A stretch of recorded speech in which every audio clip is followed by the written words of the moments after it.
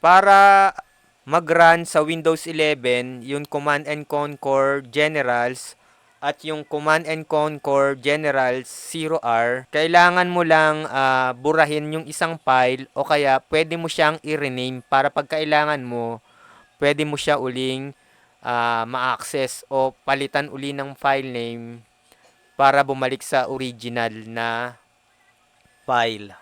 Kailangan yung i-locate yung file, no? Para ma-locate yung file, ira-right click nyo lang yung icon ng Command and Conquer Generals or nung 0R.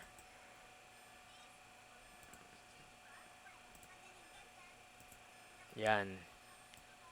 Yan. Pag nandun ka na sa directory, kung saan located yung file na ganito, no? Yung dbghelp.dll.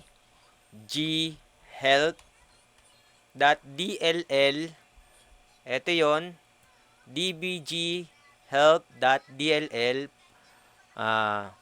Kailangan mong i-remove o kaya palitan mo lang siya ng file name. dbhelp, no? Rename.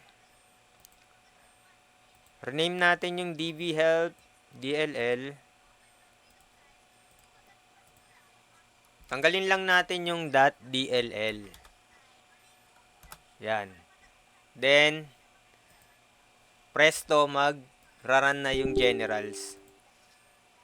Yan, nag-run na siya. Ganun lang kadali.